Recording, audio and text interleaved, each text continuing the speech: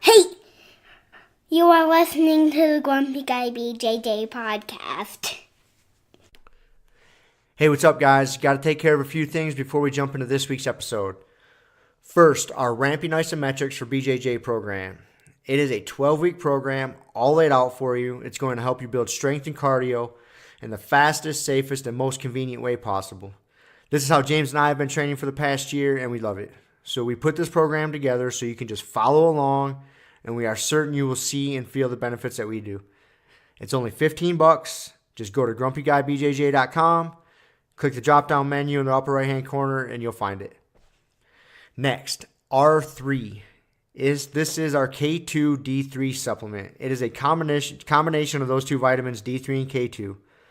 These are two vitamins that James and I have been taking for a long time that really help us recover from hard training sessions. And for only $15 with free shipping, you get a whole month supply. I was going to pull up some studies explaining the benefits of D3 and K2, but I'm not going to insult your intelligence and pretend to be a fucking scientist. I take it. It helps me recover. That's it. So for $15, check it out. And last but certainly not least, we have partnered up with Jiu-Jitsu.com. They have a ton of awesome BJJ instructionals, and they have hooked us up with a discount code for our listeners. It's Grumpy10. So what you got to do is you go to Jiu-Jitsu.com, which is DIGITSU.com. Find the instructionals you want, throw them in a shopping cart. In the little discount code box, you type in Grumpy10, which is just GRUMPY and the number 10, 10. That's it, no spaces. Boom, you get 10% off. You're up and running. They got a nice app you can download on your phone. That way you can take your instructionals right to the gym with you, watch the technique, drill it. It's a pretty sweet setup. So once again, DIGITSU.com. Discount code Grumpy10, GRUMPY10. Simple as that. To find all this stuff I just got done talking about, go to our website, grumpyguybjj.com.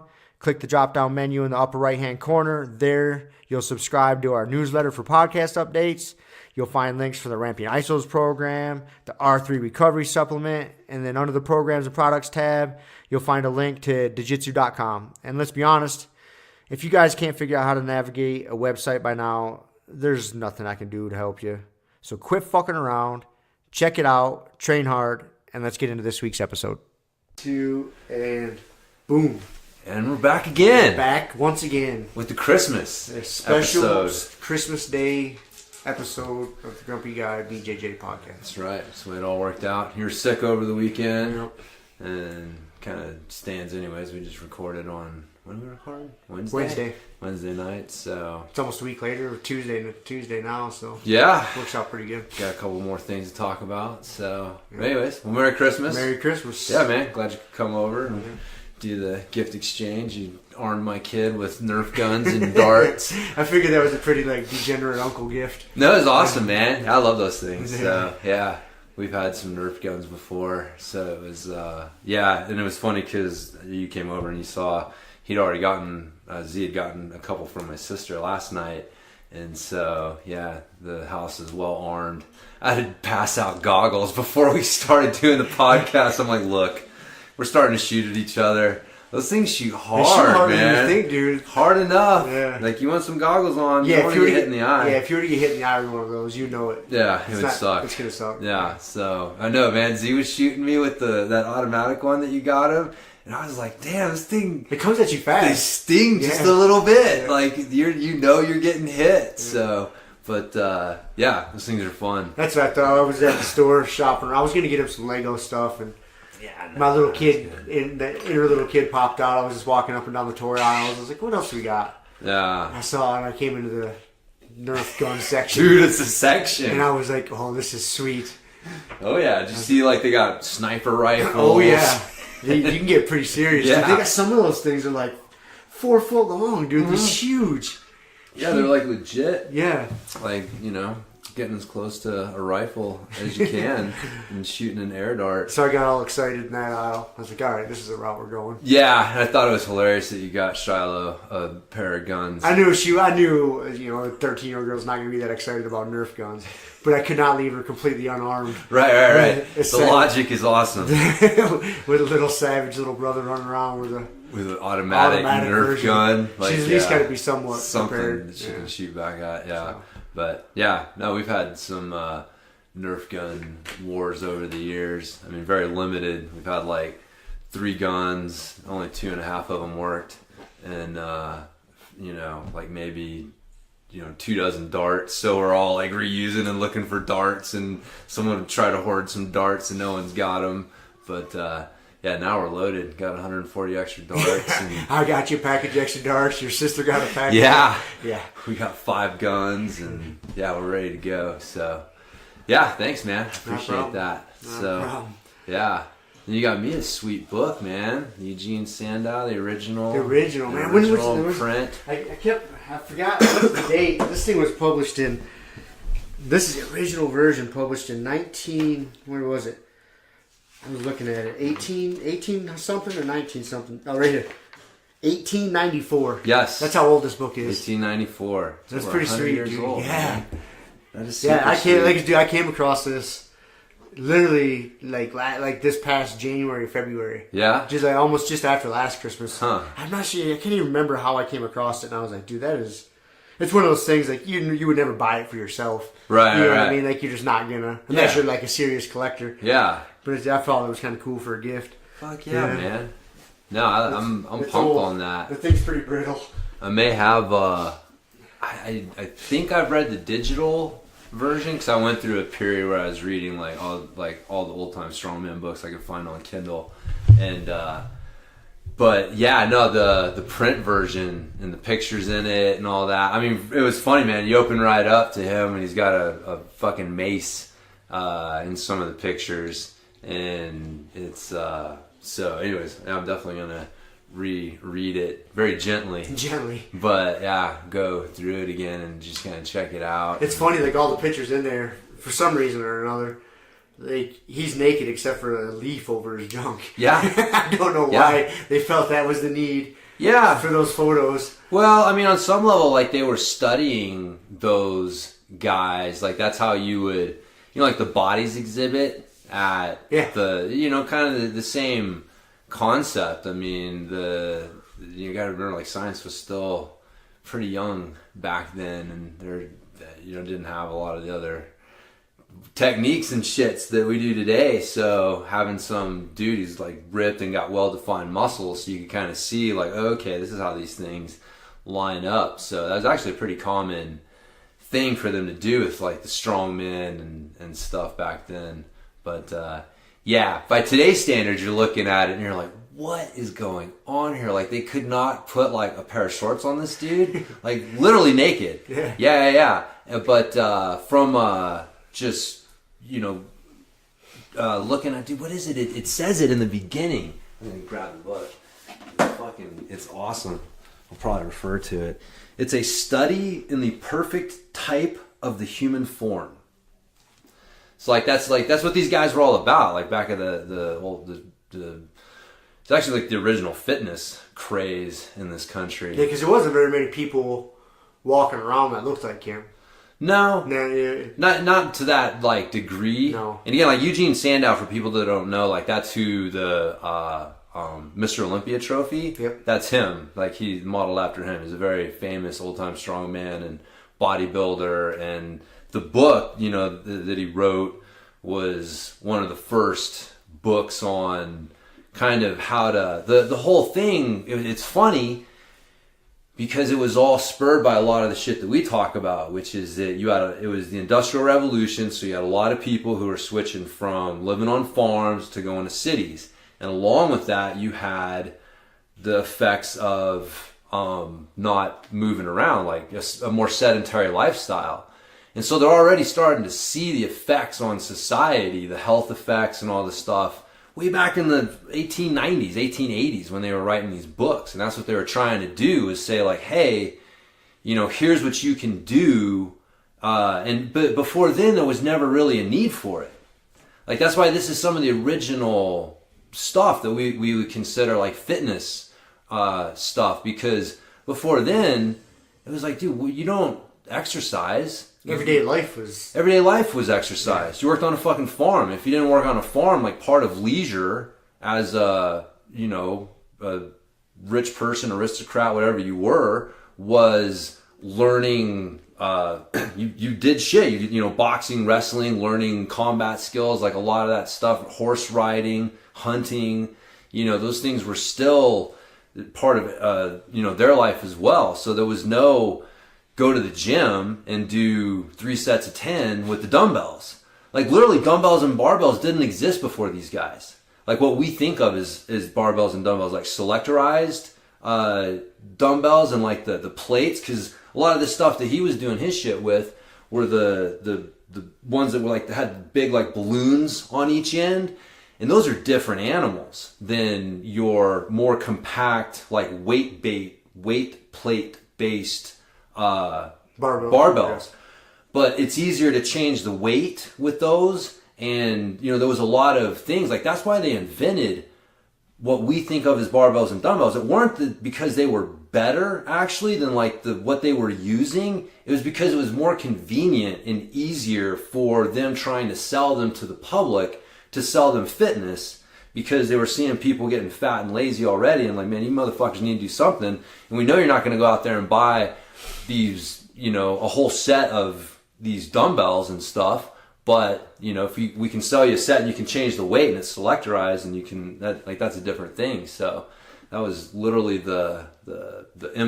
why people were motivated to come up with that and start writing these books. But, yeah, it's pretty interesting. But I've said before too, you don't see a whole lot of mention about kettlebells in here, which is really interesting. You see ring weights. It's a different thing. It's not what we think of as a kettlebell. They're very similar, like cousins, but they're not the same thing, like, because they're not attached. Oh no. Yeah. Super excited. So you know those Angles 90 things? Angles 90, the pull-up things? Yeah. That I've got. They're super sweet. You can put them on your pull-up bar, and they basically mimic rings, and they're really small and compact. And I started playing around with them the other day. I was using them on my mace for rows. So like the counter row. So you wrap it around. Because, man, you got to admit, like, my one complaint, if I'm going to complain about the mace with the rows, is that you can't rotate your hand. It's a very unnatural, like, movement. It's definitely not what we do in wrestling and in jiu-jitsu. Like, when we pull in, we're able to rotate. That's a much stronger movement. It's easier on the elbow joints. And so I was thinking, I was like, man, I wonder if I could use these there. And sure enough, man, you put them on there, and so you can do your counter rows and stuff with that handle and get the full rotation, and you're getting all the benefits of the mace with the counterweight and all that stuff still. So, and then I attached it to a kettlebell, and I started doing some swings with it. And again, it was pretty cool because I could rotate my hand, and it was like independent of the weight, so it's a little like, and it turned it into like a towel swing or like a ring weight. It turns it into a ring weight where it's not a solid attachment between your handle and the weight itself. And so again, you have to do it correctly.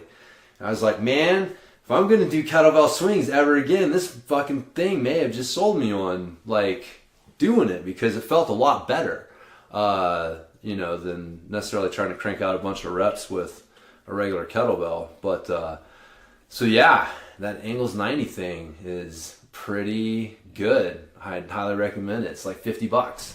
So and that was something you just came across on Instagram. Yeah, it was definitely well worth the thing. But yeah, similar to that ring weight, that's what made me think about it, was like, oh yeah, that's a more valuable swing, like having that like, the handle. And again, like the ring weight was like it looked like the bottom of a kettlebell and the handle, but instead of the handle being welded to the kettlebell, the handle was a triangle. And then it came together, and there was basically a circle on the top of the kettlebell, and that triangle would connect inside that circle. So, when you picked it up, it would pick the weight up, but it wasn't a solid attachment point. So when you did your swing, if you didn't do it correctly, anybody that's ever done a towel swing, which is like a real popular corrective, knows that like if you don't do it correctly, you start to lose that connection between the handle and the weight. And so, but anyways, that's what those guys were doing, is swings with ring weights, single arm dumbbell swings overhead. You know, we talked about that, like people shit their pants about like, oh, the swing's not supposed to go overhead. And it's like, really? Like, read these old time books and you see like they were doing dumbbell swings. It was 1 rep, but they were going overhead. It was a swing the weight back overhead. So, you know, it's a little different, but to say that like you don't want to swing overhead is, I think shows a lack of, you know, knowledge of weight training history. But anyways. Dude, speaking of that, yeah, because you started about swinging overhead, it makes me think about CrossFit. And then I had this guy's name. I had it fucking written down and I forgot to bring it. John Romano. So I'm pretty sure that's his name, John Romano. He's this old school bodybuilder dude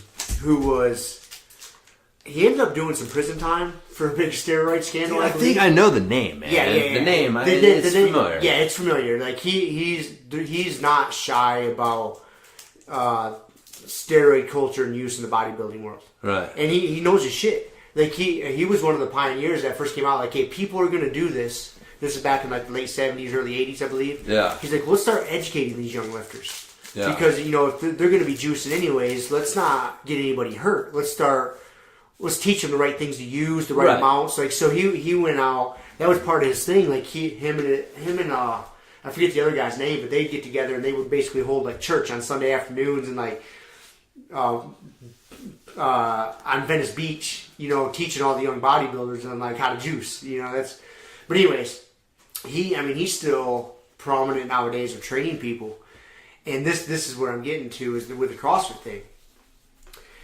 Because, you know, there's a lot of people I know personally that like don't think these CrossFitters are on the sauce, which to me is hilarious. The amount of work they do, you know, in preparation for the games. Yeah, they test them, but it's kind of like the old school UFC testing. Like, it's more of an intelligence test. Like, you can get around it. Yeah. And this guy, John Romano, like, he's smart enough, and they have enough sample size. Like, he'll take his athletes that he's working with, and like when they're out of competition, like he'll put them on a cycle of something, and then he'll take them off, and then he's doing blood work to see how long it takes to get out of their system. I mean, and so he knows like when his athletes should get off the certain substance because they're going to be getting into competition season, and the likelihood of them getting tested is much higher. Yeah. Now, if he's dealing with some of the really high level guys that might get tested more often, that are kind of on the radar, he's even more careful, but he still goes through all those same steps. And he was talking to me. He's like, obviously during this interview, he's like, obviously I can't mention names. He's like, but I work with a lot of CrossFitters. He's like, so if anybody's out there telling you that these CrossFitters are on the sauce, and he just started laughing. and this is an interview I just listened to 2 weeks ago. Yeah. Yeah. He's like, oh yeah. And he's like, some of the guys that I work with aren't real. I mean, they're high level. They're like games level athletes, which is like the pinnacle. Yeah. He's like, but they're not real famous. He's like, so the odds of them getting tested out of the competition season are pretty low. He's like, so I know what I can get away with. And then as we start getting to the idea, we have a pretty good idea when they're going to be tested. He's like, so then I have a whole system. He's like, oh yeah. He's like, because they get all the benefits, because a lot of it's for recovery. Yeah. And so just because maybe they don't get to be on a cycle during the actual competition, it doesn't mean they didn't get all those benefits leading up to it. Right, yeah. It was a great interview. And, if any of you diehard CrossFitters out there that think those fuckers aren't on the sauce, listen to this interview, dude. Yeah. It'll change the way you think about it. It's it's tough to do what they do. Yo, dude, it's almost humanly impossible to put in the amount of work that they do. Yeah. Without having some assistance. I started watching actually the documentary on what's his name? Rich Froning. Froning, yeah. And like that dude literally like just came out of nowhere to just become like, this dominant athlete. Yeah, he won in the like games. 4 or 5 CrossFit games in a row. Yeah, apparently. And have you seen? I mean, you must know a little bit, but like it wasn't like he was a longtime competitor who started out and worked his way up and then was like, yes, I'm at the top. It was like What's this CrossFit thing? Well, it was a timing thing. Okay, because he's a special athlete. He was a two-sport college level athlete. Oh no, yeah. Like, he's legit. No, I'm not saying he's. I don't know what. But it was just a perfect timing. You know how we Yeah. talked about last time about outliers, how all the dominoes got to get lined up perfectly. Yeah. You know, because they're special people, but they fell into some special circumstances. That's exactly what happened with him. Like, he was getting done with college, and while he was still in college, he kind of stumbled into this CrossFit thing, which was really new. Yeah. And the competition side of it was kind of new. It wasn't nearly as big as it is now. Right. And it was just a perfect timing. Like, he was getting done with his college athletic career. He kind of fell into it. And at that time, there wasn't a lot of high-level athletes that had discovered it yet. He was one of the higher-level athletes that had discovered it. Mm-hmm. So he was slightly ahead of the curve. I mean, not so much ahead of the curve to where it didn't fucking matter because there was no money in the sport. Right. He was just at that right time. And so that's exactly what happened. Yeah. You know, timing, everything worked out for him, you know. Yeah. He came in and fucking dominated for, 4 or 5 years straight. Right. But, yeah, that's a good documentary. I think it's interesting. No, I'm not taking anything away from it. I'm just saying, like, that's just not it's just not a normal human being to be able to do that. Period. Like, if he was on something or not, like whatever. Like, you're talking, like you said, like these outliers plus, kind of thing. And then so, yeah, it's tough though when you got people looking at that and trying to emulate that, and it's like, man, even if he's not on the juice, I don't care. You take that off the table, he's still gonna be fuck, dude. He's a different species than you. Yes. Like, that's not normal to, like, just be like, oh, what's this sport over here, and just out workout everyone. It's a different kind of human. Yeah, that David Goggins book. Have you? Nope. You started it yet? No, audio. No, not on audio. I'm still finishing up Tipping Point on audio. Okay. And then once I get done with that, I'll get into the David Goggins. Yeah, I'm like halfway through it so far, but yeah, that just speaking of dudes who are just like, man, can come in and just outwork out everybody. It's that's a different mindset, but. Yeah, Goggins is nuts, man. He's nuts, dude. Yeah. I hope, like, the message that people get from that, because it should be a double-sided message. And he kind of touched on it a little bit in his interview with Joe Rogan, is like, dude, he's paying a price. Oh, yeah. Like, you can't just mentally push yourself through the things that he's pushed himself through and done what you do to his body and not pay the price. So it's like, yes, man, you can push yourself. You can do things that you're limiting yourself. Like, for sure, 100%, you're leaving something on the table because your mindset's fucking holding you back. But if you don't balance that in some way, like, yeah, the piper's going to have to be paid kind of thing. But, yeah, that's... it's still inspiring, though. It's still inspiring, man. It really is. It's like, wow, it's interesting. His whole... running 100 miles on like 3 days notice. And he was jacked for the first time he did it. Yeah. He was like way north of 200 pounds. Yeah. Like, I mean, lifting all the time, just a fucking beast. He was not built like your average 100-mile runner. No. You know what I mean? And he's like, fuck it, I can do it. Yeah, there's a picture of him in the book. And yeah, he's just big, big jacked dude running with all these skinny little... I'm sure you heard that story, like the day prior. Yeah. He was like going to leave the gym. He's like, I just went and did a light workout. I knew I was going to run 100 miles the next day. And like one of my old army buddies was like, hey, I'm going to fucking deadlift heavy today and do some other shit. Let's get it on. Yeah. And so he went through a nasty workout, heavy-ass workout the day before. It was one of his SEAL instructors, his head instructor. And he knew he was running the next day. So he was trying to fuck with him. And so... and he did it. And he did it. He's like, yeah. Who else is going to do this? Nobody. It's like, yeah, it's interesting. But he ended up a pretty good wreck the next day. So there's prices to be paid. There's price to be paid. Yeah, there's definitely... Most of us don't need to worry about that. Like, I think that's what he's saying. Like, when people are asking about recovery and shit, it's like, motherfucker, it's not that you don't need to recover. Because obviously you do. But... like, you don't need to worry about it. You need to figure out... It's like we say all the time, man. You don't know how too far is until you've gone too far. Go too far. Don't, like, fucking work and see, like, how hard you can push yourself before you start to break. And this, you know, like, and then figure out where you want to go from there. Maybe back off from there. But if you're going to pussyfoot your way around to that edge, like, man, you may never get to the point where you're making changes. And that's where most people are. Like that, dude, like, I don't watch a lot of TV and the commercials, but we both know every once in a while, you know, we travel, you see some shit, and it's like one of those drug commercials, and they're like, when diet and exercise don't work, it's like you just want to choke someone out. Because it's like, it always works. Like, you know, with understanding that you don't want to use the word always and never because it shows a lack of critical thinking skills, but the percentage is high enough to where I'll use that word. It always works. It's just, you're not probably not pushing yourself hard enough. Like, I was thinking about this, like, this is why spin classes are so fucking popular. Okay? Like, think about it. You get to sit down.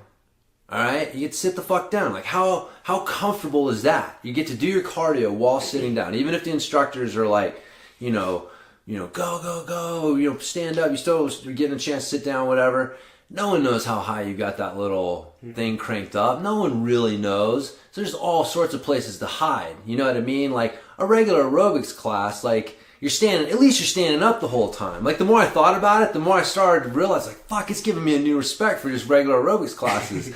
Because you realize, like, all the little bitching outs that people can do in a spin class. And you realize, like, oh, that's why they're so fucking popular. And that's why they're so not effective. I mean, I don't know anyone who really... I know fit people who spin. I don't know anyone who got fit from spinning. I know a lot of fucking people who've tried to get in shape from spinning. And, you know, yeah, you lose some weight, you know, whatever. But for some reason, you can never quite look like that perky little fucking girl in the front leading the class. And then you find out, like, oh, she didn't use spinning to look like that. Like, she did all this other shit. And then she started leading spin classes. And it's like this false advertisement kind of thing, you know? But anyways, it's I think that's why I'm not sure if you know about those new gyms they're fairly new, the new chain out there called Orange Theory. Mm-hmm. And that's why they're so popular, because they have that board of shame up there. You know, and so when you're on your equipment and going through your workout, it's like everybody can see like how hard you're pushing. Oh, it's got like the heart rate zone thing. Got like heart rate zone thing, yeah. Mm-hmm. They can see how hard you're pushing and where you're slacking, so it's kind of like a competition. Mm-hmm. And that's why those things are fucking blowing up. Man, that's an effective way to do it. Yeah. Your heart rate don't lie. It's board of shame. It's kind of like, you know, the jiu-jitsu version of martial arts. It's like, you know what? Okay, we can all work out. If you really want to, like, see, you know where to hide, throw your fucking heart rate up on a board. And you'll see what's going on. And it totally changes the mentality, because you can look like you're working your ass off. And, you know, your heart rate's not doing shit because you just find all the right places. There's definitely an art to putting in just enough effort in just enough places to look like you're trying hard without accomplishing shit. And then going like, oh, I don't understand, I'm not getting results. It's like, man, yeah. I've been using the heart rate training for, because Morpheus, I can track my training loads with it. So I've been using the heart rate Does that when I work work out. While you work out, you have it on? Yeah. You just have it on your leg? No, I got a chest strap. A chest strap? Yeah, it's more accurate. Is it? Yeah, the one around my leg, it's a laser. And those things are really, like, fucking not very accurate. Now, the chest strap you're using, is that actually the Morpheus tracker thing? Or do you have another device that you're connected to? I just have a regular Polar, Bluetooth one. The Polar, okay. Yeah, Morpheus makes one, but I actually have one on order. Because it'll allow you to do a workout, and it'll track it, and then sync it to the phone. So, like, you don't have to have the phone with you. Okay. Or worry about, like, Bluetooth connection, losing it or something like that. But, yeah, I just have, like, a regular Polar one. And, I mean, in my garage, it's plenty. And I wear it for the Grumpy Guy. But, yeah, man, I'm a fan. You definitely can see your effort level and when you're pushing and when you're not, and, you know, seeing how different workouts and training loads affect you. So, speaking of which, I started my bulking program last week. as I eat my candy. Is this Hershey's candy bar on the bulking program? It fucking most certainly is, my friend. It most certainly is. That's awesome. Yeah, no, I started, I'm up to, what, I weighed 171 this morning. Damn. So, yeah, 175 is my goal. Are you tracking your calories? Or No, I'm just eating. So, I figure I eat enough. I just need to set the calories in a direction.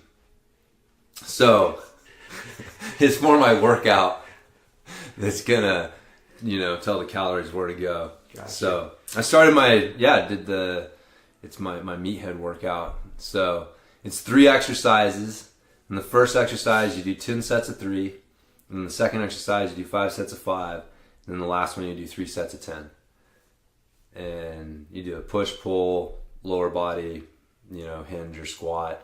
And so I've got it set up so it's like I'm doing deadlift and for 10 by 3, shoulder press 5 by 5, and then inverted rows for the 3 by 10. And then the next workout I'm doing chin-ups, and I'm actually working up. I'm starting with 6 sets of 3 and working up to the 10 sets of 3.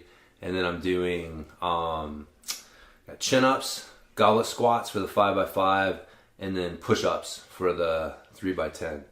And so that's it. how much you resting in between? Just enough to catch my breath. I mean, again, I'm watching my heart rate, and it'll come down to, because they're in a, again, depends on the exercise, but my heart rate will go up into like the 120 to 140 range, which is a pretty big gap. But it's like, goblet squats versus Goblet squats will get your heart rate. Yeah, that'll get your heart rate going. So there's definitely some exercise. So, but it'll get it up in that that range, and then usually within I feel like I'm ready to go when it gets back down to about a little under 100. So, and then I'm finding that takes me around a minute, a little less than a minute for my heart rate to recover. But so yeah, trying to keep the recovery pretty short. It's like volume and density. Like that's kind of the 2 big things for muscle growth. It's like you want to do a lot of work, and you're trying to do it in a condensed amount of time. Like, doing 3 sets of 10 over the course of 15 minutes is not the same thing as 3 sets of 10 in less than 5 minutes. And so, and then like the stimulus, like it's all about like triggering your body to respond a certain way. And so if you look at bodybuilders, like that's what they're doing. They're doing a lot of volume, and they're doing it in a short amount of time. Like they tend to use very short rest periods, and they're using supersets and trisets and drop sets, and all of this is to like build the volume and also like condense, because they tend to keep their workout times pretty similar. They're not like working out for 5 hours at a time. It's getting that work in and getting it in, and more work in less time, and all that adds up to more muscle growth. So volume and density, my friend. Volume's the key. Yeah. I really think it is. I remember I was listening to this bodybuilder talk about how he would design his programs. And, obviously it took him a while to get to this point. But he would have like a weekly volume goal. And he would have it, he broke it down to like how many thousands of pounds he would lift in a week. Mm-hmm. So like, okay, I have to move 70,000 pounds this week. That's how like he'd have it broke down. So okay, so each workout was broke down like, okay, I'm doing, let's say it was 315 on the deadlift for 10 sets of 3 reps. So he would total that weight. Right. The amount of total weight lifted. Total weight lifted, because he knew what he had to to hit his goal. He had to lift like 70,000 pounds that week. Yeah. So he would have he would start there and work his way back to build all his daily programs. He knew he lifted like 68,000 right, like, fuck, I didn't get enough volume this week. Yeah, so you gotta see that volume go up. I gotta up some reps somewhere. And then you take that and you say, how much time did it take me to do it? And then you divide that, and then you get that's where the density comes in, because then you're looking at pounds per minute. Yep. And like, as that pounds per minute goes up, and you can do that a bunch of different ways, but that's why I like the density training, because that's actually like what I'll do with my bodybuilder style workouts is, when I get to the point where I'm taking 30 seconds or less rest, I'll up the weight. And I'll try to keep the weight to a point where it'll take me a minute or less to recover. Like, I don't want to get to the point where I'm taking like a minute and a half, 2 minutes to recover from the weight. But then I'll work to get my rest down when it gets to that 30-second mark. So that's how I kind of work the density side of it, and before I'll start adding load. Because adding the load, and then you increase the time spent, but because you've increased the load, the density is still real similar. So, anyways, I like to geek out on that shit, man. It's a total nerd out on it. I'm the same way. You know, and I keep inching closer and closer to getting a heart rate monitor. Yeah. You know, and doing that. I think, I for that reason in particular, for two reasons why I think I'd really like it. One is so when I'm working out, I can see, okay, my heart rate's back to this point, now I can go again. Yeah. So I kind of let that dictate heart rate-based recovery. Heart rate-based recovery in between my sets. Yeah. And then to use it for when I go on my jogs or doing some cardio. Yeah. I can, you know, kind of keep my heart rate in a certain zone. Whether I'm pushing a little too hard or slacking a little bit and kind of help you. I think that'd be another huge benefit. Yeah. So I keep getting closer and closer to buying it when I just haven't talked myself into it. Yeah. No, they're definitely valuable that way. I mean, that's, when I was...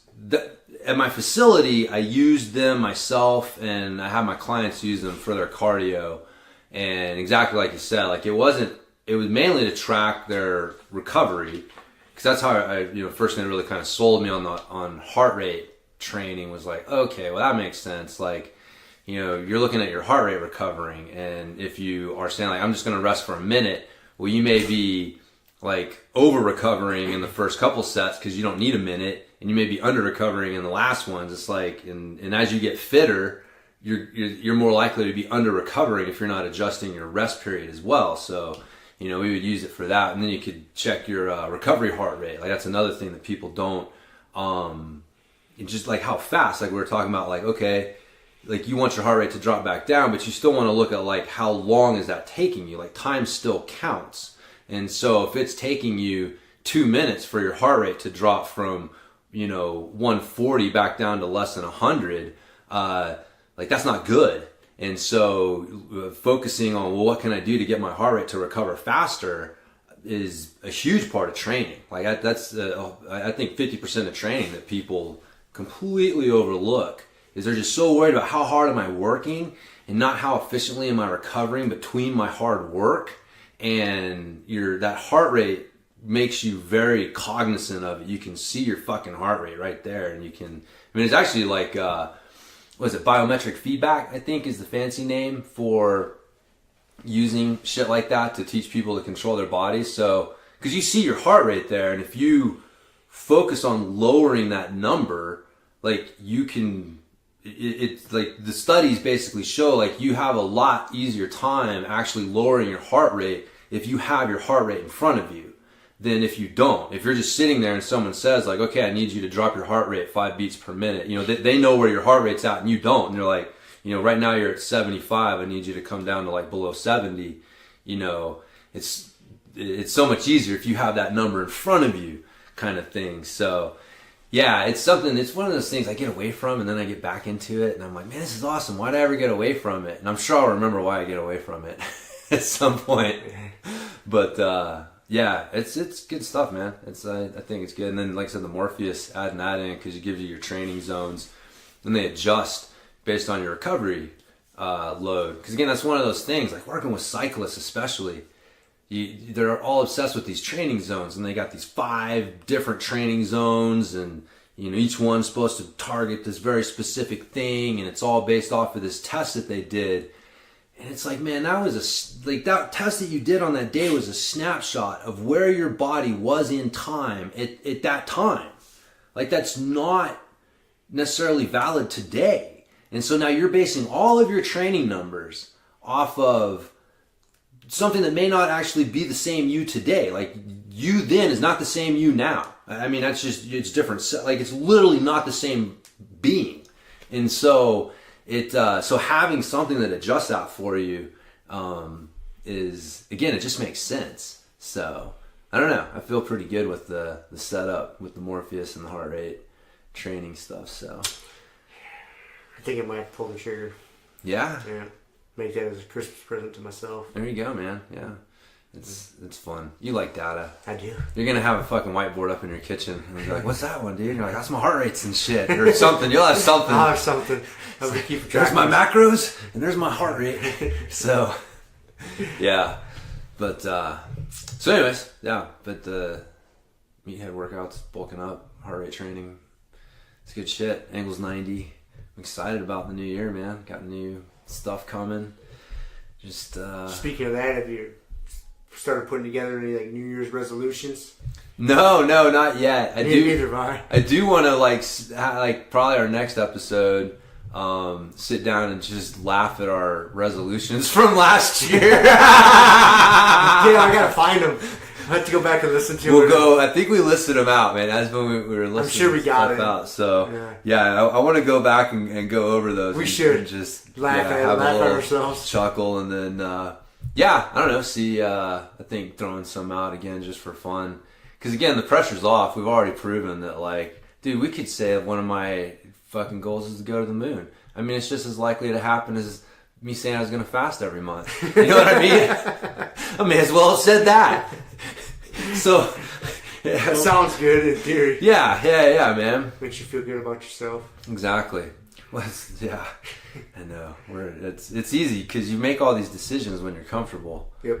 And then... That's exactly what it is. And It's then so you easy start to do. doing it. So easy to do when you're comfortable. You're like, why am I doing this again? Man, this is bullshit. Yeah, and if you don't have a really good reason, like that was the thing with the fasting, I just realized, like, man, I don't have a really good reason to do this that just makes me do it. I'm doing it for all these other reasons, so... But I'm doing it to tell everybody you did it. Well, it was like the cool thing. It was almost like, being bisexual or something. I don't know if that was ever cool. I don't know, It man. depends on what circles you run in, I guess. Hey, dude, in this day and age, it seems to be like this, like, That's the chic norm. thing. Like, even if you're not, you almost just say you are, just so you don't come across as a fucking homophobe or, you don't want to offend anyone, you know what I mean? So you just kind of, like, leave a question mark there. But even if you're fucking pretty sure you know what you like. But you and I are old enough, we don't give a fuck anymore, so No, we don't. we're not worried about that. But so anyways, as you sit here with your Gay Roller 2000 shirt on. And we are very politically correct here Yes. at Grumpy Guy. That's right. Incorporated. That's right. We're following the lead. We are an equal opportunity podcast. Yes, exactly. We will insult everybody. That's right. Dude, I can't wait for you to get your Grumpy Gal or no Happy Gal present. Oh no. It's awesome. You're gonna love it. Oh no. No, you're gonna love it. It's funny. You're gonna laugh your ass off. I'm afraid when those two get together. Oh, I know.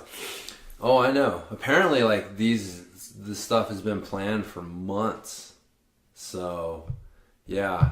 Apparently, we're the subject of pre-planning for things. So that's how much they enjoy trying to torment us or see if they can get a rise out of us. It's all in good fun. It is. But they do enjoy it. So I think they realized the torment that they placed on us with those fucking Borat swimsuits. yes. And so now they're looking, it's like they're like junkies now, you know what I mean? They got that first taste. Oh, I know, yeah. Like, They're like, oh. Oh, we found We something. affected them. All right. Yeah. No. It's all right. We love them. We do. We'd miss them if they weren't there. Yeah, I appreciate it. Yeah. I mean, so there you go. I don't know how on earth we got all the way down on this thread. Who knows? I don't know. Hard left. Hard left. What about the Thank fucking UFC? Yes. Just up and changing venues like 6 days out. That's hardcore. Dude, Hardcore commitment to an athlete. that is, yeah, that is some fucking shenanigans. Like, it doesn't make any sense to me. Yeah. I can't believe that they would do that. So basically the story is that he tested, so John Jones tested positive for the same basically metabolite or substance that he got busted for last year. But they're saying that it's in such trace amounts He hasn't that ingested any new. that it is in line with trace amounts of what he got busted for. Right. That's what they're saying. That's how I understand Is it. that he did so much shit here when he got busted that he still has this tiny little trace amount left in his system, and that's what you guys are picking up. And it's not new shit, and it's not high enough to actually be like affecting his performance or something like that. Is that like basically the story? Yeah, I actually watched a couple different YouTube videos on it this morning. Trying to educate myself on what the fuck was happening. Yeah. And I did. There was a long interview with Jeff Nowitzki and Dana White. Yeah. I watched that. It's funny, Jeff Nowitzki is that the only time in history he has been as adamant as he has that an athlete did not test dirty? Yeah. Like, that motherfucker's made a living. He's the golden snitch. Out of man. I'm watching this and I'm like, this is weird. It's like a Bizarro World. It was Bizarro World watching him sitting there like, John Jones did not test positive. He did nothing wrong here. He did not ingest. He did not ingest anything new. It is just trace amounts of what he's already gone through. And since California knows about it and they've already dealt with it, we're just going to go have the fights there because we don't have enough time to talk to the Nevada State Athletic Commission. I think, and after watching, I watched that full interview with him and Dana, and I watched another one with him and Dana, and I read another article on it. It was all kind of the same info. And it's kind of the conclusion I came to was basically they had to decide. They were kind of stuck between a rock and a hard place because John Jones is a fuck up, and they weren't going to let him fight in Vegas. So one option would be that fight's off, and they just keep the card in Vegas. They move somebody else up to the main event, and they figure it out. Or the second option, which I had no idea this would even be an option, would just move the whole event to LA to where they'll let him fight. That's where the state sanctioning body things come in and get a little like weird. Yeah, so those are really the two options they had. That was it. That was all they had. That was all they had, and they knew either decision is going to piss off a lot of fucking people. It's either, and I think they went with the moving it to LA and keeping John Jones fighting Gustafson. Is because that's going to keep pay-per-view numbers up. Yeah. They're going to make a lot 100%. More. They're going to make a lot more pay-per-view with those two fighting than they would if they were just to nix that fight. Because if they were to nix that fight, a lot of people would have been like, "Oh fuck, I'm not even going to buy this pay-per-view," Yeah. So that's what they did. But still, like, for them to move that was a bad. Short term, you're right. Like the pay-per-view numbers are going to be saved.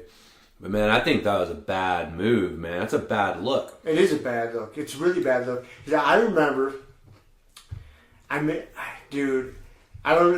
be screwing up the exact words, but I remember Dana saying after last time Jones got popped, almost his exact words were, John Jones will never headline again. He has fucked us one too many times. And he said, he will never headline. We can't depend on him enough. He will never headline again. And they let him headline. He fucks up. They say he didn't fuck up. It was from his previous fuck up. Well, whatever. It's still a fuck up. It's still his fuck up. It's still his fuck up. It's not the UFC fans' problem. That caused him to move the whole event. Dude, just think about. Dude, you and I have talked about making a trip out to go see UFC or something. Imagine if we would have. Bought plane tickets and reserved a hotel, and bought tickets to the event out in Vegas. We were going to make, a weekend trip out of it. Yeah. Then all of a sudden they cancel it. A lot of people, just normal working folks that you set it up, you took time off work, you got travel plans, all this shit, and all of a sudden the event's not there anymore. Yeah. Like, what the fuck? Like, what? Yeah. Well, that's fucked up, dude. Yeah. Super fucked up. It's interesting because it's set, like I said, it's short term, pay-per-view number is going to be fine, but who actually goes to the events? I guess that's the gamble that they're taking, right? Is that, in my mind, the people who go to the events are like the hardcore fans. Like your actual, like your most loyal, best fans. The people that are going to spend the most money on you and your brand and your product. The people who are going to be like the biggest advocates for spreading the word. Like, these are your diamonds, man. Like, you got all these fucking customers, but you got a very small percentage of them at the very top. It's like anything else. There's a pyramid to them. And at the very top are the people you make them, I say make the most money off of, but I don't mean that in a bad way. I mean that, like, there's such fucking fans of yours that you can't produce enough for them to buy. you know, on some levels. Like they're always wanting to because they love your product so much, and they're your uber fans. Like they're the ones that you want to foster the most. And where people get lost is they're always looking at that bottom level. Like, how do I get more new people into the bottom? Because, you know, hopefully they'll come up and become these uber fans, but I need more new people. And that's where the pay-per-view shit comes in. Like, you get more new people, I think, watching pay-per-views than you do coming to a live event, right? And at the live event, it's more of these hardcore fans. And so, dude, by you doing this to your hardcore fans, it's fucking huge. It sends a huge message to them.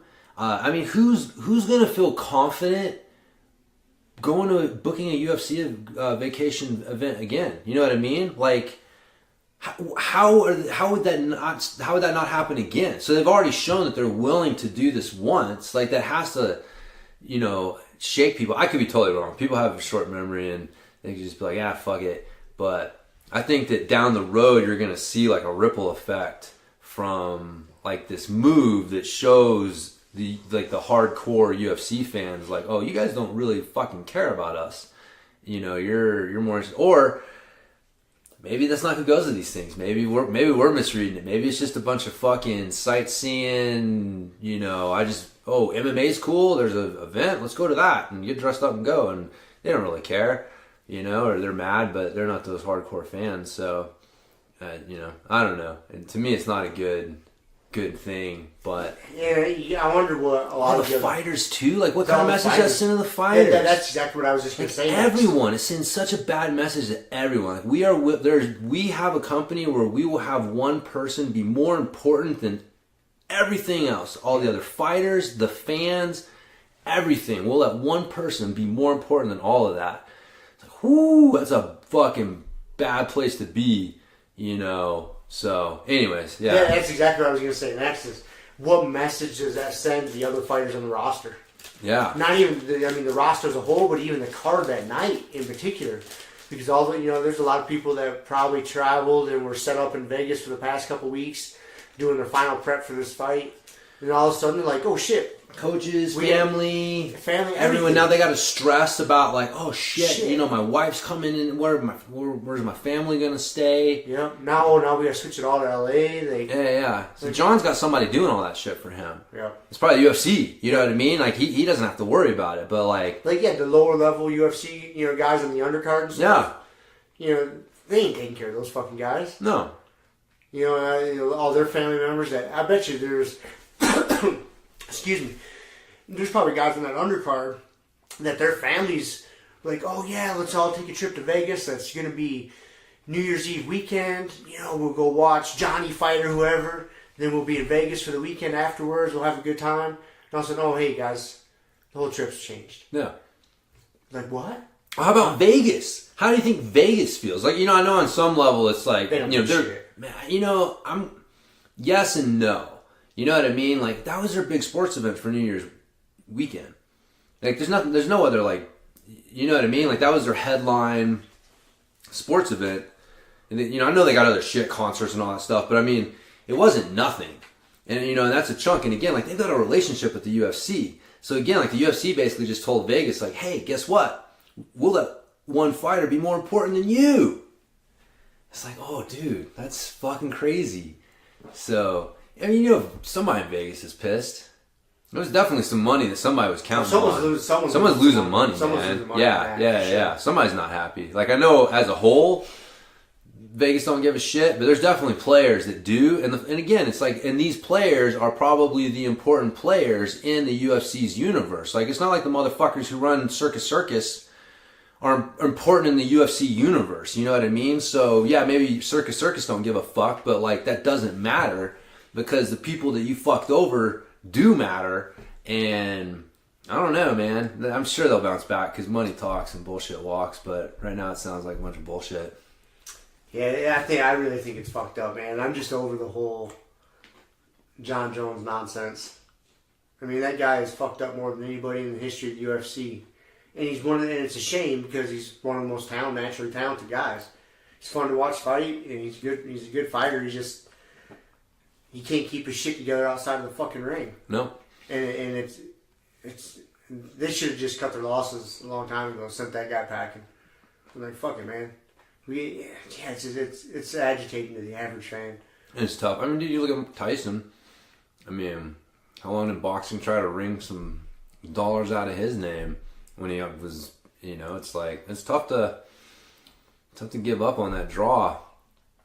The money, people know who he is. He's, talented. He can still do some shit. So, I want to see him fight. I'm one of those pay-per-view guys who's happy that he's fighting. I mean, I would have totally understood if they didn't. I would have been like, oh, what the fuck? Like, because again, that doesn't even enter your mind.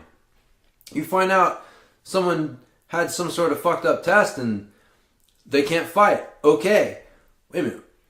You can change the venue? You can change 6 days out? Never even knew that was an option. I had no idea that was an option. No idea that was an option. So, again, it's like, wow, that's, yeah. I mean, fuck, dude. Again, we could sit here all day and just talk about the Pandora's box. Like, now that you've set this precedent. What does that do? What does that do? I think that's the biggest question of it. You've got another headliner who has some questionable tests, and you've got a state. All of a sudden, Wyoming's like, the Wyoming State Athletic Commission's like, hey, Laramie's looking for a fucking fight. I'm not saying like totally shady, but you know what I mean? Like, well, let's move it to an Indian reservation. Yeah, fuck. Exactly. Oh, yeah. Fucking, yeah. Like, where it's a slippery slope. Yeah, because that was part of their explanation in that interview I listened to, is that, he popped off for these little metabolites, and the Nevada State Athletic Commission didn't have time to investigate it to the length to get up to speed to where the LA or the California State Athletic Commission, the guy who runs that, Andy Foster, he's more up to speed on the whole John Jones thing. And so he didn't in 6 days time, he doesn't need to get up to speed. He understands that it was still, he takes the word from a scientist that it was still in his system, so he's okay with letting it go. It makes no sense to me. It makes no sense to me. If it's so obvious that this guy does not need to be brought up to speed, like, and these commissions can't, like, make a phone call? Right. Like, hey, bro, like, what do you know? Okay, cool, thanks. It made no sense to me. That's what I was getting at. That is what's so fucked up to me, is the dude who runs the California State Athletic Commission, he's not a goddamn scientist. He's not in the one fucking in the lab, splitting the metabolites down, like, understanding it. He's taking the doctor's words for it. So why is he any different than the Nevada State Athletic That's why I couldn't understand. Do you know what I'm saying? That's what seemed weird with Levitsky. He was so adamant that it was so obvious what was going on. If it was so obvious, then why couldn't the people in Nevada say, okay, this is obvious, this is what it is, right. But the people in California can see that? Yeah, what information do the people in California have that the people in Nevada don't have access to? Right. Yeah. Right? I don't. How can they not share? How can they not talk to each other and share some information? Right, because I can't believe that the guys in California Athletic Commission are operating on any more information than you and I are. They're just taking the scientist's words for it. They're not fucking scientists. My understanding was they were involved when he got busted in 2017. Like, he was under their purview when that went down. And that's it. So basically that, like... But all those records are public knowledge. Right. That's all public information. Yeah, that's what I'm saying. So the people in Nevada had the same information they had. If this is so fucking obvious... Yeah, and so they all know the same shit. Yeah. Or at least you'd be able to, like... Cross-reference. Get on board with it pretty quickly, I would think. Yeah, but it's... Like I said, there's some fucking shenanigans going on. It seems weird, man. It seems weird. But, and Bellator's fighting in LA that night, too. Really? Yeah. I don't know why I remember that, but that was because they had a pay-per-view the same night, but it was in LA. And so, dude, it's fucking weird, man. It is weird. It's a weird scene, so... Anyways, that's neither one of us have to worry about it.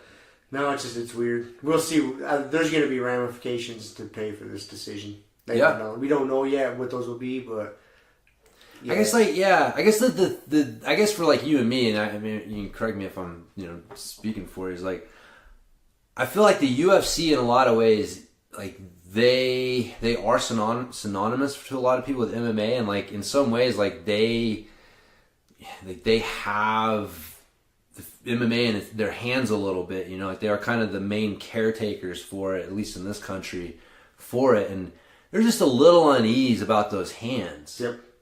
I agree with that 100%. Because to the general public, UFC and MMA are synonymous. And it is their responsibility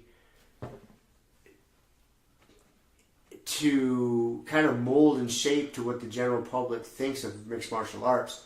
And I don't think they're taking that responsibility as serious as it is. As serious as it is, when I say as serious as it is, it's serious to martial artists out there because we respect it for what it is. Yeah. They're treating it solely like an entertainment industry. Right. That's the way I feel like about if they it. hadn't paid $4 billion and they didn't have that tag that they had to pay, and they knew that they're going to make an infinite amount more on the pay-per-view than they are on the ticket sales, like, because that's the thing. I mean, it's a different world what they make on the pay-per-views, and so you're trying to pay that bill each month, and it's like, if you didn't have that bill hanging over your head, would you still made the same decision?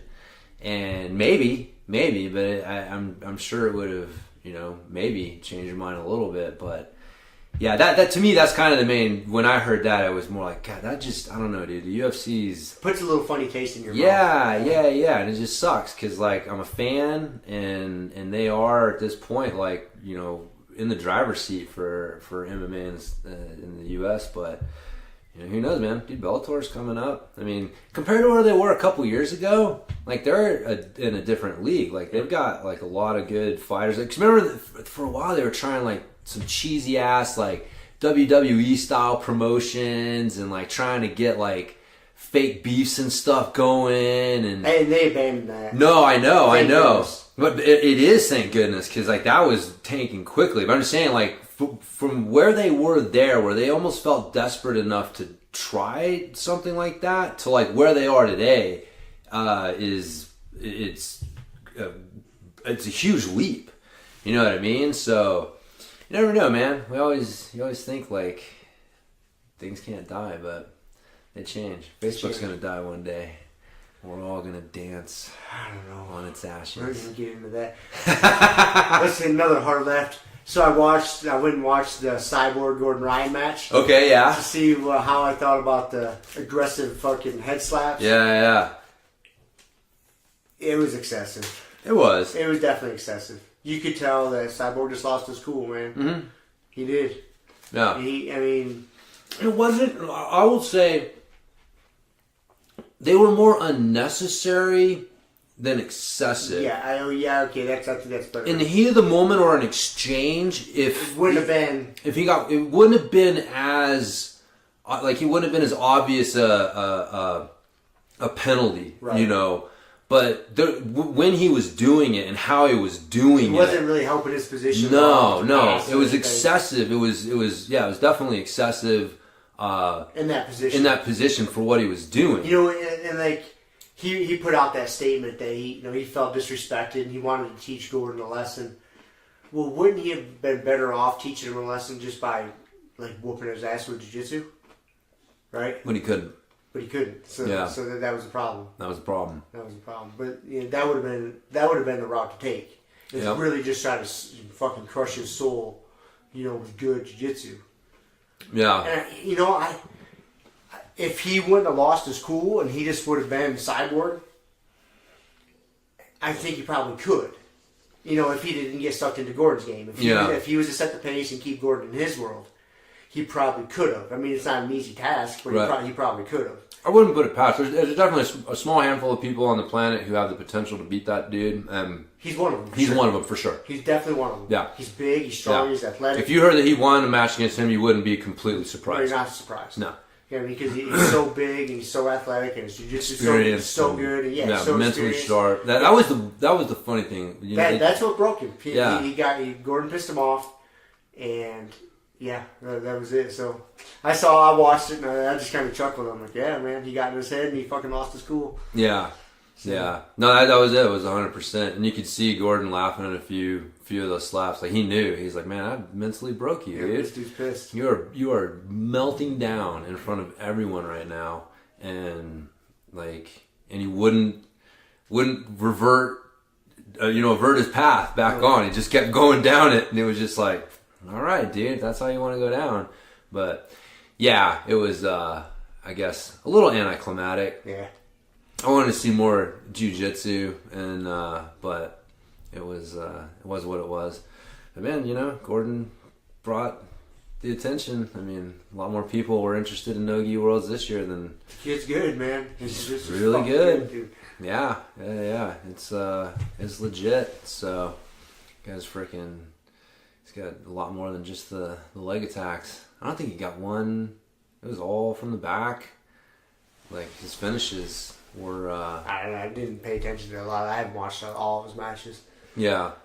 So, but anyways, it was, like I said, a little excessive in the moment. But I've taken a few fucking hard hits. And it's like, yeah, anyways.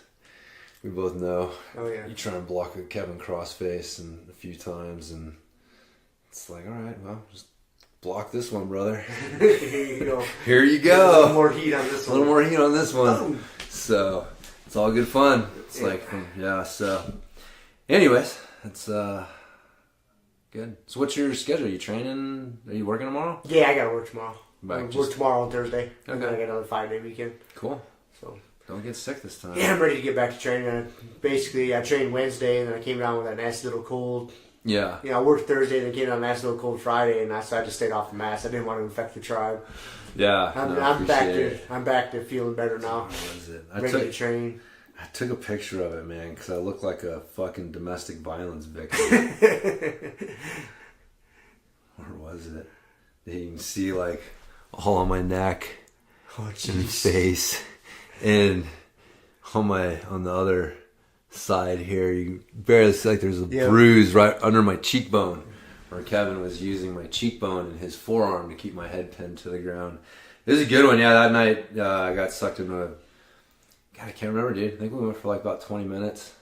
So I must have been defending well. I don't know. It was one of those where I realized, like, okay, if I just tap, it'll all be over. But I'm just too goddamn stubborn and just keep fighting. It just keeps going.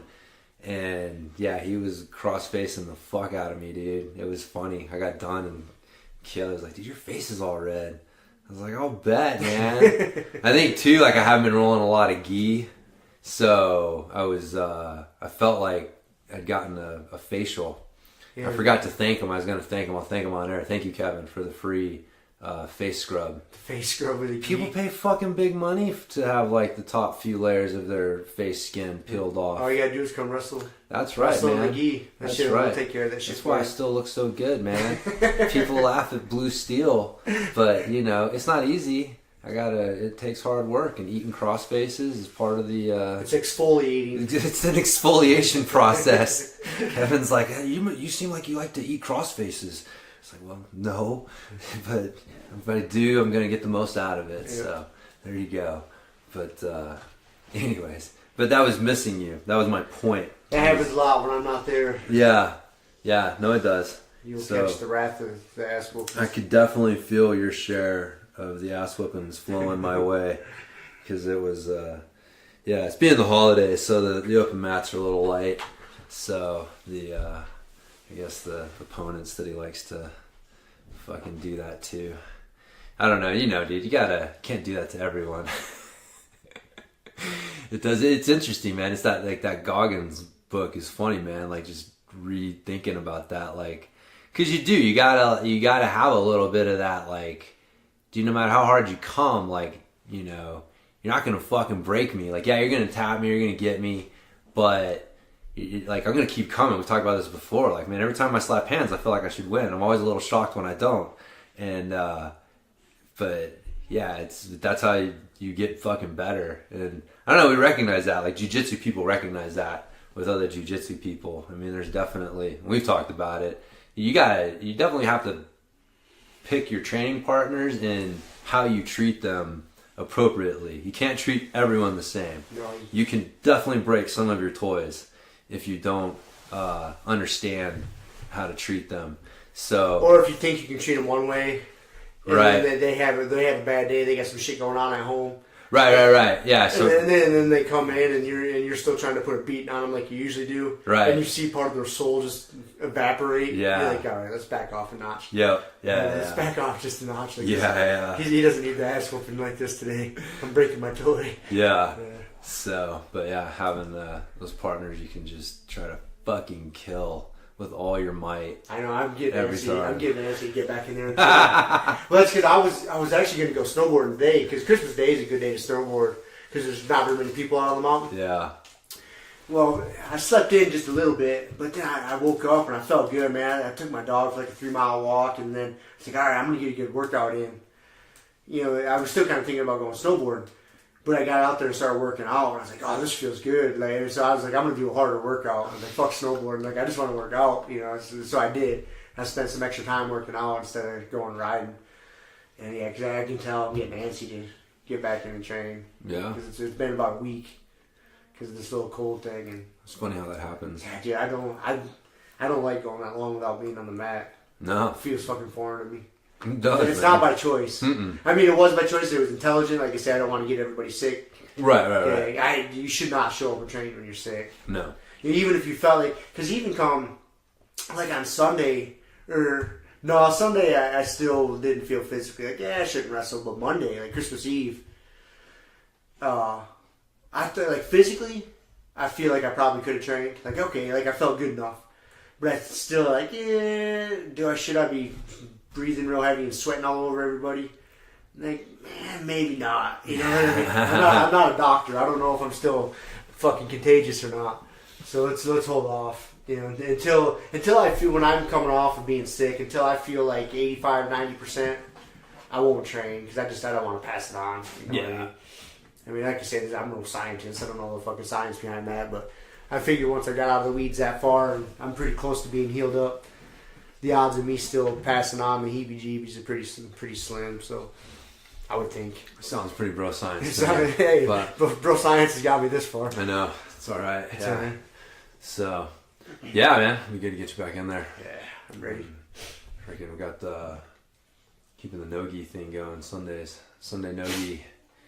So, We're running just kind of loose all week, just kind of open mat training, right? yeah. Yep. Get in there and wrestle. Is Lance in town? He didn't come in town for Christmas this year? No. Just, I think they're just coming in for the summer. Are they? No, yeah. They're just getting hard. He's got 3 kids. Yeah. So, That's a long trek from Maryland. it's a long trek, yeah, with a bunch of rugrats in tow. Yeah. So, yeah. So we'll be back this summer. I kind of thought he was gonna be here, so I was like, oh, cool, I'm feeling better. You know, holiday season, get back and train. Lance will be here. Yeah. He'll come put an ass whooping on us. I know. Looking forward to it next time it comes out. So what'd you get for Christmas, man? Anything cool? My Hanato Laranja rash guard from you guys. That's right. Did you see, I like how the return address is actually to Hanato Hanato Laranja. Yeah. I was like, that's why I left it in the packet or in the shipping thing. I'm like, dude, it's I got saw that and I just chuckled. I kind of knew it. As soon as I saw that, I was like, yes. Yeah, I got an man. idea what this is. Yeah, we snatched that like last time we had those going a couple months ago. That's the coolest fucking rash guard I've ever owned. And yeah, dude, that was fucking awesome. Kelly's so bad about presents though. She wanted to give it to you and she got it, and I was like, no man, this is a good Christmas present. I don't know what the fuck else I'm gonna get that dude either. So the Grumpy Guy still got something for you that I can't reveal. But then you got the gum with the does this gum make my ass look big? That's pretty sweet. Dude, yeah, we found this candy shop in Vegas. So we stayed there Sunday, all day Sunday, and came home Monday on the way home from Anaheim. And I was just like Sunday, I was just like, man, in Vegas, I realized you can't try to control your eating too much in Vegas. Like you just got to go with the flow. And I got myself in trouble, a couple times there, trying to find somewhere good to eat and, blah, blah, blah. And finally I just realized, like, fuck it. So we literally walked by this candy store, like, first thing in the morning. And I think, so we ended up in it. And that's where we found that stuff. But I was like, man, fuck it. Kids wanted some candy. It's 9 o'clock in the morning. whatever. It's Vegas, baby. It's Vegas, go for it. Go for it. I was done trying to try anymore, man. I wasn't even at that point, so it was funny. But so that's where we found your shit. So, well, good. I got 2 gis, man. Did you? Yeah, dude. Keely got me here. I'll show them to you. Fuck yeah. We'll do the on-air review. The on-air review of some gis. That's right, man. Our audio-only podcast. That's right. So I got freaking War Tribe one, the Samurai. Dude, that's badass. Yeah, I like it. It's got the blue. Yeah, I like the blue and black. It's a sweet highlight color. And then she got me the King's Nano. Nice. So, yeah, like super lightweight. Yep. She said it's like IBJJF legal. I thought you couldn't wear black gis. Can you wear Yeah, black you gis? can wear black gis nowadays. Cool. Yep. Thank God. Yep. Not that I didn't believe you, baby. I just thought I'd trust the black belt. Yep, you can wear. That's the black belt. I don't know if you should trust me when it comes to IBJJF rules. There's so many of them, I don't stay up on them. But yeah, you can wear blue, black, and white gis. Cool. So, probably be a new... Yeah, I know, man. I'm like, 2 gis. 2 gis, yes. Dope, I haven't gotten a new gi. Like, I haven't bought a new gi in a while. It's funny, like the last new gi I got, Kevin gave me that flow gi, the flow kimono gi, and then because Kevin buys gis like crazy, so he's always fucking giving me gis because he's getting more, and he's like, I gotta get rid of this one, and he's like barely worn them or whatever, and so I got like probably 2 or 3 gis from him over the last year, so I haven't needed to buy a new gi, and so yeah, Keely's like, no, you just needed a new gi. So I was like, thank you, baby. That's a good jiu-jitsu wife. Yeah, those are good gifts. They are. These are. This is, God, dude. I was off this Christmas. That trip like threw me off. Like traveling a week in December just throws off your whole Christmas like timing. Because we got back and it was a week from Christmas Eve. It's like, oh shit, dude. Like, it's barely time to do anything. And before you leave, it's like too early to do anything. So, but this was the first year I hadn't gotten Keely a gi for Christmas.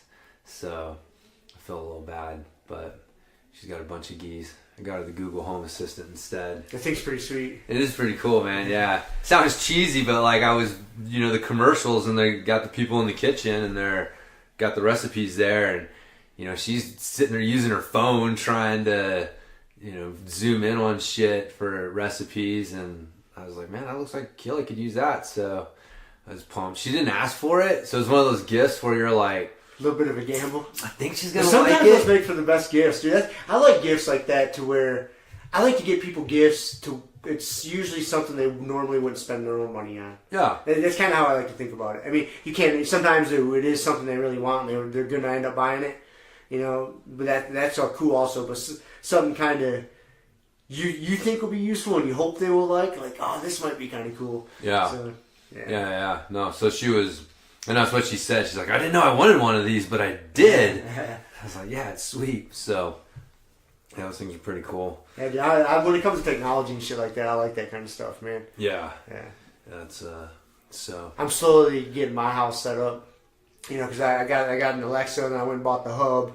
And I got all the different switches, and so I can just tell Alexa to shut different lights on. And I got one of those keypad electric door, deadbolts for my front door, so I can just say, "Hey, Alexa, lock the front door." Boom, it locks my front door, and shit like that. And I got several, almost all, like 80% of the lights in my house are all hooked up through this, so I don't have to. I can set up different scenes, and different shit, and I don't have to touch a fucking light switch. I can just say, "Alexa, turn this light on. Turn that light off." It's fucking, whoa, dude! It's like the Jetsons, dude. Pretty fucking sweet, man. It's badass. That's pretty sweet. Yeah. Yeah, I don't know. That's the next step. Kelly wanted to look at that because they got these smart light bulbs. Yeah. You can do it 2 different ways. You can do you can get the Z-Wave switches. Mm-hmm. But those you gotta fucking take out your old switch and wire that one in, and then that's a little more pain in the ass. Now they got all those Philips Hue bulbs, which that makes it super fucking easy, dude. You just put a bulb in, and the bulb talks to it. Yeah, and that's the way to go. I got quite a few before those bulbs were popular, because I put these switches in my house like 8 years ago. I've had these Z-Wave switches because I had a home security system in in my house when I was traveling a lot for work. Mm-hmm. When I was working back in the patch. And so, yeah, I had all those switches set up in my house to where I could, like, unlock and lock my house no matter where I'm at in the fucking world as long as I got an internet connection. I could get on the app and lock doors, unlock doors, monitor shit. Yeah. And so I've had those switches because I installed them myself. But balls weren't, they had them back then, but they weren't real. They were still kind of clunky and they didn't work real good. The switches were the way to go. But now, dude, like, it's so cheap. Like, you can get that, the Alexa, you don't even need Alexa. You get a Smart Things hub for like $70, and you get your fucking light bulbs that are like $10 a piece. If you get the dimmer ones, they're like $15 a piece. The colored ones cost more. You screw those into your light bulb socket, and you're up and running, dude. You can control your shit with your phone, and you can have it set up too, man. Like certain timers, or like it'll recognize when you get home. When you pull in your driveway, your phone knows you get home. Yeah. And so then you don't want to walk into a dark house.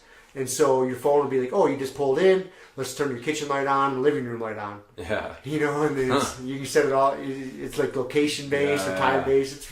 You can fucking nerd out on it, man. It's pretty cool. Well, there you go. Kelly will be picking your brain. Oh, maybe. I'll help her out. I mean, the bulbs look good, but I mean, we've got like 1 million bulbs in our living room there. So we've got all those ceiling bulbs that. Just do the switch. Yeah. The switch would be the way to go. Yeah, the switch is probably the way to go. And then the switches, I mean, you can get the switch nowadays for, I think the switch is like $30. Yeah. Yep. All right. $30 or $40, you can get the switch. There you go. That'll be one of my New Year's resolutions is to go Jetsons. So I can just it's cool. Tell Google to do it all. Yep. So there you go, man. Do you see? Technology making us softer and softer by the minute. It is, man. You don't have to get up to shut the switch off. You don't. Yeah. But I know it's it's all right. Sometimes I don't want to. Nope. So hey, yeah, dude. I got no other enlightening things to talk about. No, yeah, I don't really have a whole lot else either on my end, man. Just having good holidays so far. Kids had a good Christmas. Charlotte got a new iPad. Z got a bunch of which she scores iPads. It's funny. I haven't bought her a single iPad yet. She like has them. She won one at Bananas or not Bananas, the roller skating place. I think we told you that. Yep. Yeah. And one of those machines where you're like, no one ever wins this fucking thing. She's like, she was at her friend's birthday party, and we got a call because they had to have a parent's permission to give it to her because she was like 11 years old or whatever at the time. And so, anyways, and then, my stepdad got a new one, so gave her the one with the stylus so she can draw and get her animation thing going. So, you guys can check out shilosart.com. She posts new stuff every week. Sign up for her newsletter so you can say you knew her win. But, I don't know. Random shit. Yeah, I don't know, man. That's about it. I'm gonna play my Assassin's Creed game and kill a bunch of people, kill a bunch of things, and help people. It's one of those games where like how you interact and you're just like you can be good or bad. So, and it's funny, dude. I'm such a I can't even be bad on a video game. Like I can like the first time I play it through, I don't know. I got to do the fucking good thing. I'm a goddamn hero. That's what heroes do. And I can play it through. Then I'll play it through the second time and do it. But it's weird, man. There's something in me I don't like when it's like, do you want to kill this person or let him go? And it's like, God damn, really? I gotta fucking kill this person? Ugh, alright, ugh. You know what's funny about that? When I'm playing a game like that at my house and it's on my console and it's with my character, I'll do the same. I try to choose the good route because I'm trying to build my character. When I was at my brother's last weekend, I was playing Red Dead Redemption. Okay. The first one or the new one? The new one. Yeah. And I'm playing his character, and he's got it all built up. He's been playing it for a while now. So I'm just going debauchery on the fucking Right. And so I went just outside of town, and I was going to set up instead of a carjacking operation, it was a carriage-jacking operation. So I rode my horse just out of town to a main road. And I was, anytime a horse and carriage came by, I was fucking jacking him. He's like, dude, you're killing my fucking character. I had warrants. Then I had to ride around all the post office and pay off all my bounties and shit because I racked up all these fucking. He made you go pay off your bounties. He's like, dude, you're gonna rack those up. You gotta go pay off all my bounties. He's like, I don't want to spend 2 hours riding around around all the different post office paying off the fucking bonds. So then I had to ride around and pay them all off. Like, God damn it. That's funny, man. Yeah, see, something like on a game like that, like Grand Theft Auto, where you're just like, all right, I'm just gonna run around and just jack fools and do shit. I don't know, it's different. Like I have fun doing that, but because there's like moments in the game where they're like, you have to choose, like, do you want to do this or do you want to do that? And it's like, man, fuck, that's where, you gotta, I don't know, there's just something in me. Even like killing shit on a video game, man, is still like just weird. But that's why I like the God of War or Doom. Yeah. To where you're killing like zombies and monsters. Dude, and totally. I like that because it's just ultra violent and aggressive.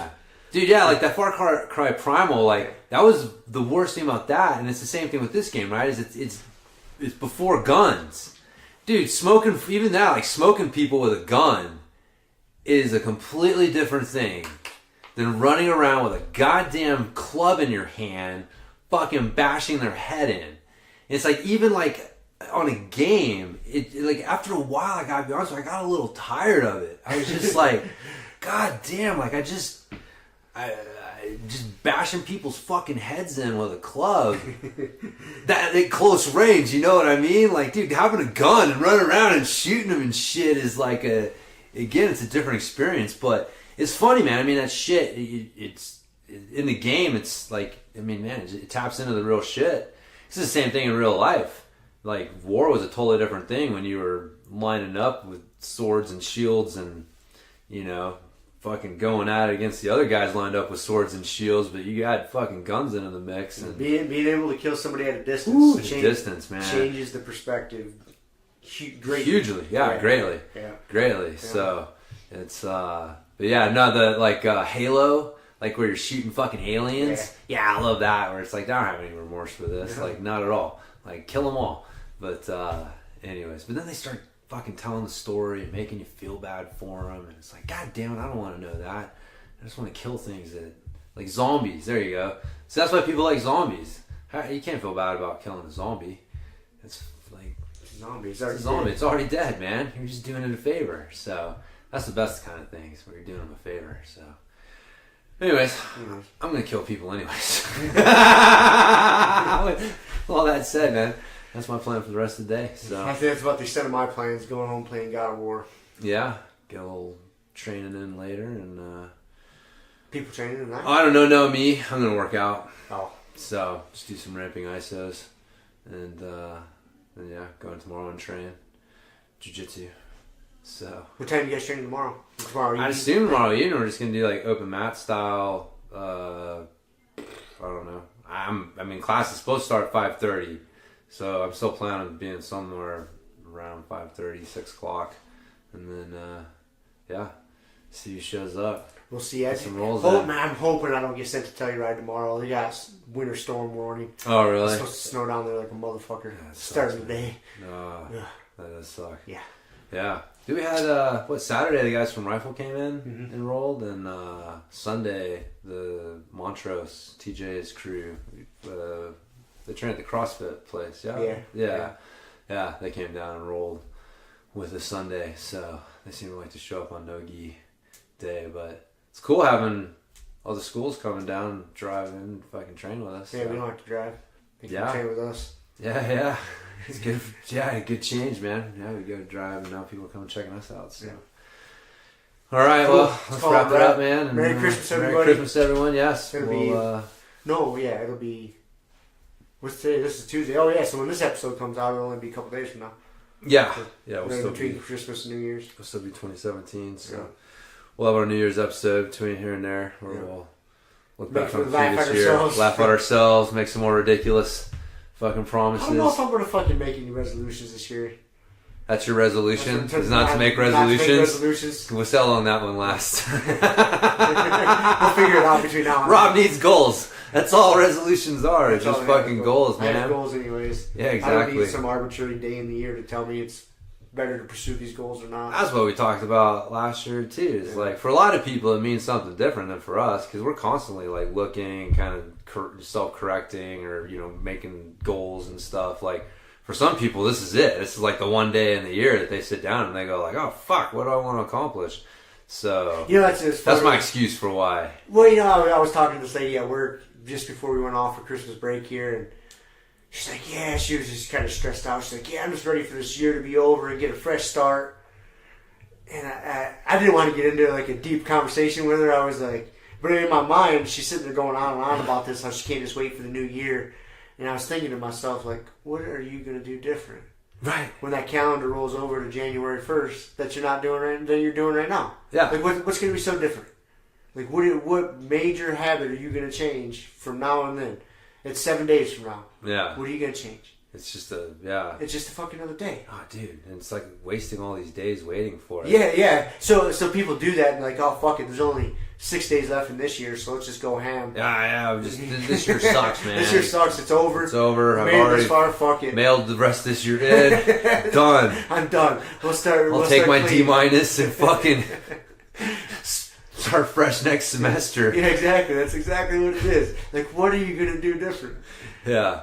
So, well, we'll talk shit about that next time. Exactly. All right. So, all right, we're out, man. See you fuckers later. See ya. Thank you for listening to the Grumpy Guy BJJ Podcast. Thank you all for listening. You can find us on Podbean, Apple Podcasts, Spotify, and wherever else you listen to podcasts. Please make sure to subscribe and leave us a review. It really does help and will allow us to keep putting out episodes. If you have any questions, comments, or ideas, hit us up at grumpyguybjj@gmail.com. Also, go to our website, grumpyguybjj.com, and get signed up for podcast updates and get our free BJJ Improvement Starter Kit. That's it for now, so get on the mat, train hard, and talk to you all next week. With a permanent rep, a hermit now, boom. Doggy school, foggy, cool, got froggy, outside Molly dude. Melvin, Colin, Daisy dude, hanging by the lace of their shoes. No trace of the tools, shaped in your face, fuck the rules. Snooze, you lose. One eye always open, in times two, no clue, but soon a brief monsoon might give you a view to choose. Stay tuned, include, won't conclude. To the end is near, beware there's consequences, but what you do to me and demon, a devil of many levels, I keep on feeding for several of them rebels. Me, myself, and I. Me, myself, and I.